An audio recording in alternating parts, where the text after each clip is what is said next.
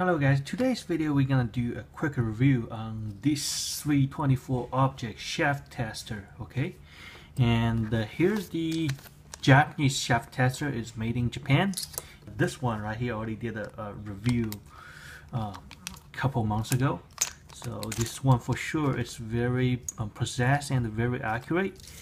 And here's the open package for the Japanese one. And this one right here, it is our today's review, the 324 object shaft tester. The 324 object shaft tester only come with the size 1.99, and but the Japanese one come with two sizes. One is 1.99, which is right here. The other one it is 1.97. Okay, the difference again. In 1.99 usually we're using testing for the reinforced shaft or either regular shaft, and the 1.97 we use for the hollow shaft. Okay, but the 1.97 we don't really use that too much, because if you are racing a Tamiya class, we don't really using a hollow shaft, because hollow shaft is usually pretty fragile and usually pretty weak. It's easy to get bent. Okay, so normally even the hollow shaft I'm using 1.99 as well, because 1.99 it's only a little bit slightly bigger than the 1.97.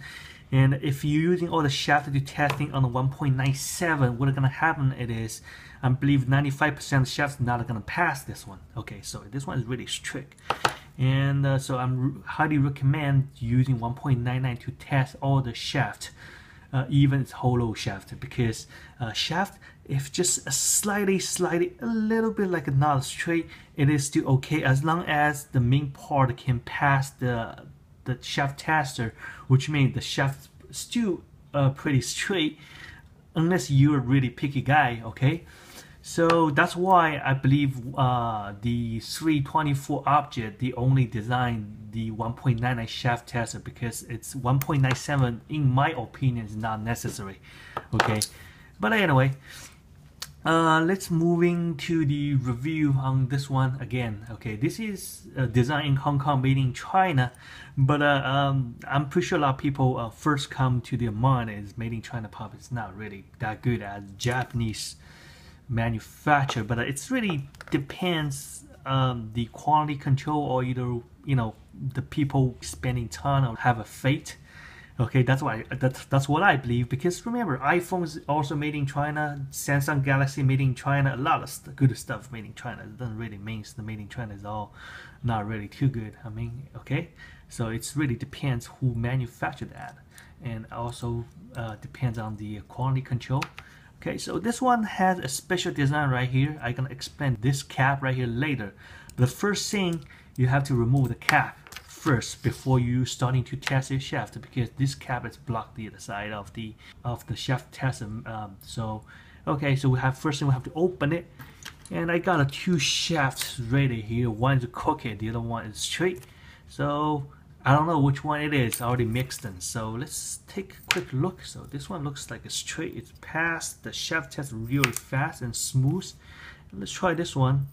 Okay, this one, as you can see, as long one eye insert to it, it's right away. It's got a, I can feel a lot of huge resistance right here. It's for sure this one bent, but on the appearance you don't see any difference. Looks like both on the straight. Okay, so it's really hard for you to tell by eye, so which one's straight. You have to use a shaft tester. So let's try this Japanese shaft tester 1.99. So this one, as you can see, it's straight. So pass the shaft test right away. Let's try this one. The one is crooked. Okay, so same thing. It won't pass. You can feel huge resistance in the inside of the shaft tester. Okay. So same thing, this one crooked again. Let's go so again. See, it won't go so. Okay, let me try the other end. Same thing, will go so. And this one straight one, by the way. Okay, which means this one it is same as the Inomoto Japanese shaft tester. Let's do another quick test. This test I have to feel it and using your eye to really detail looking at it, make sure it is okay. But anyway, I feel this one 324 maybe compared with the Japanese shaft tester. This one probably a little bit loose. I think the reason they make it a little bit loose than this one right here, because they want to make sure the most like not perfectly like the shaft can pass this one, because by my personal opinion, shaft tester actually right here, the Japanese manufacturer, if you're using theirs, let me tell you, 90% of the shaft won't pass. Okay, which means this one is really too strict. Okay, it is really too tough, and it is like if any shaft can pass this shaft test right here, which means it's perfectly straight. But sometimes even the shaft is a little bit slightly crooked. It's not. It's still like a pretty straight. I mean, I still use it because because like some shaft, I told you when you put it in, you don't feel too much resistance. Okay, so maybe it's not past the shaft tester, but it's you can feel it's not really too bad, because if it's bad, you insert to the shaft test right away, you feel huge resistance. Okay, like this one right here, I don't really feel too much resistance, just a little bit, maybe like frustrating, you know. But it's not really like very massive, like you can feel something got a block. Okay, but on this one right here, on this shaft test right here, if the shaft is just a little bit crooked, still will pass. Okay, like this one right here, you still will feel some resistance, but it's still let you pass. Because if they manufacture like this one right here, I believe like you probably have to buy 10 package of shaft, then you probably can find a two perfect one. Okay, so anyway, overall this one's still pretty good. Especially I like the finishing detail. Like this part right here, it's really nice making right here, as you can see on the, you know, it looks like a very professional, not sloppy. Because some of like you know the Chinese manufacturer, the finishing detail is really sloppy. And this one, it's really nice. The paint is really nice. Okay, and all the, you know, the machine job right here and right here, it's really high quality. Okay, so let's move into the next to see the other function of this shaft tester. So we're gonna put this cap right here back to the shaft tester, so this side got a block. So we can using this shaft tester as a shaft installer like this one, because the other side got a block. So you got about like 12 or to 15 millimeters stick out. Okay, so it works same as the Japanese shaft installer. This is the Inamoto shaft installer. So what do? We usually put the shaft installer right here, and we set the wheel on the table. Because remember, if you're using your hand to hold in the shaft and to try to put on it, and using something to hit the top of the shaft, okay, because the shaft is really long, so it don't really hold that much like force. So eventually maybe you will bend the shaft, because there's nothing protecting the shaft to give it more support. So most people I saw, they do like this way.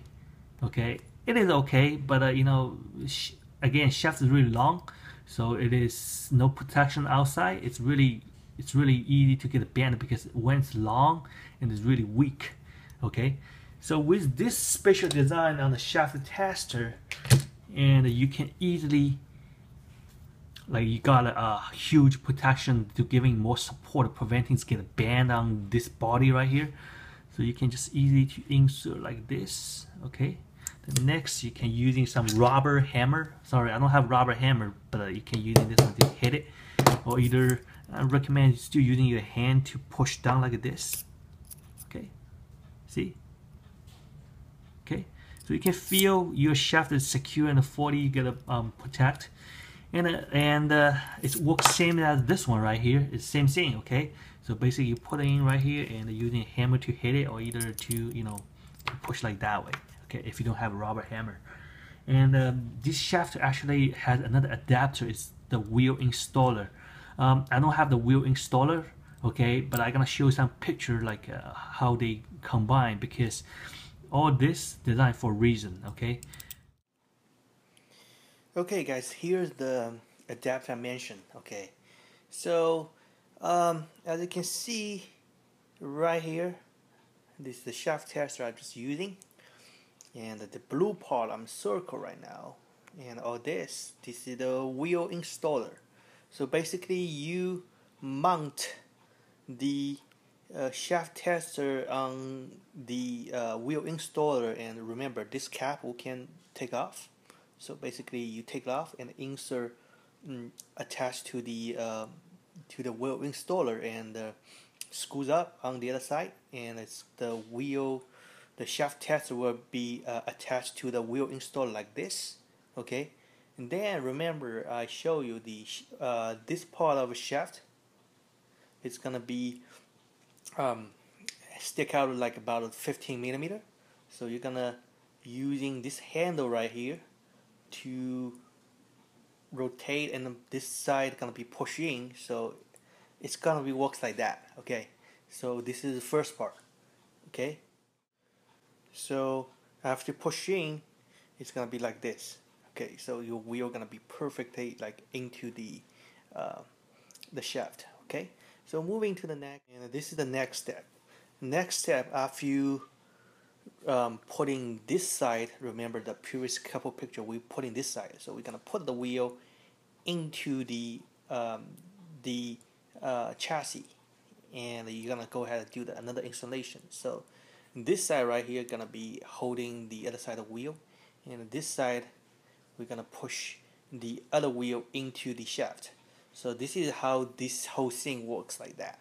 Okay, so basically the 324 object, they build a combination like the set tool to do the wheel install, but it's really up to you. This wheel install is the optional. Okay, it's really up to you, but I'm still using my hand to do the wheel install. At least you need a shaft shaft installer, like the shaft tester. You can using that, because at least like when you're putting the wheel in, and give it a little bit protection on the shaft. Okay, so anyway, this is how this thing works. So thank you for watching my YouTube channel. If you have any question, just go ahead and leave a comment.